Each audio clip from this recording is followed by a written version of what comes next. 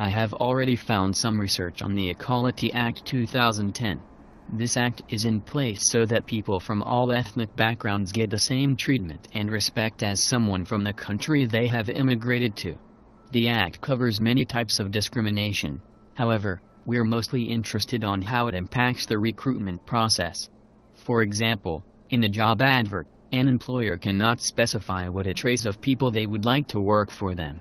For instance, they could not say we are only looking for people from an Asian ethnic background, or we are only looking for Caucasian people for this role.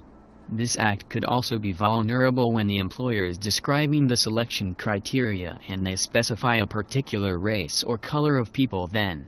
Well, I have found some research into the national minimum wage. The national minimum wage is a set amount of money that no one can get less than hourly.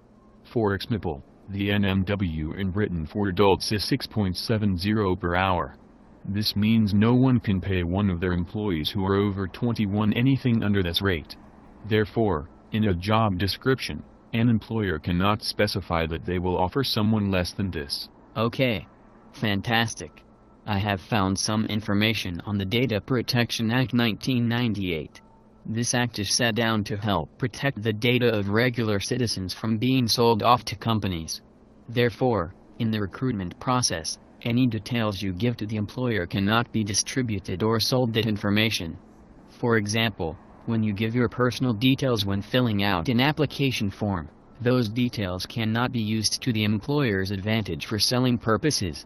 Not only that, but giving away your personal details such as where you were born, could leave you open to discrimination or offensive comments. Well, I also found out some more on the Rehabilitation of Offenders Act 1974.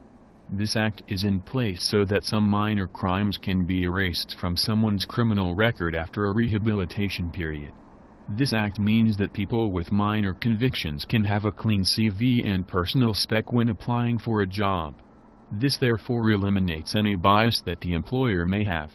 However, if the employer asks the candidate at interview whether or not they have had any previous convictions, the candidate may feel compelled to reveal their criminal history, which could make them open to discrimination or biased behavior from then on.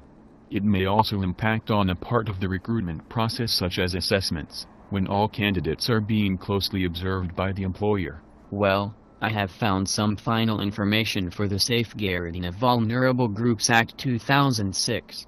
This act is in place to protect certain people in society such as children or vulnerable adults. Vulnerable adults can cover people suffering with mental disabilities, or physical disabilities which they could be discriminated for. Therefore, this act means that no matter what your disability, you have the right to be treated fairly and well by everyone in this society which we share. This means that employers cannot discriminate or mistreat those who are less able-bodied than others, or those who are of a more different mind. It also means that employers can't stop your application process if they find out you are disabled at any point of the process. For example, it would be highly unethical and rude for an employer to invite a candidate to an interview to find they are disabled, and then stop their application process afterwards. The same can be said if the employer discovered this at any of the following points: application form or assessments. And again, the employer cannot specify able-bodied or discriminate against disabled people in any of the following parts of the process: job advert, job description or selection criteria.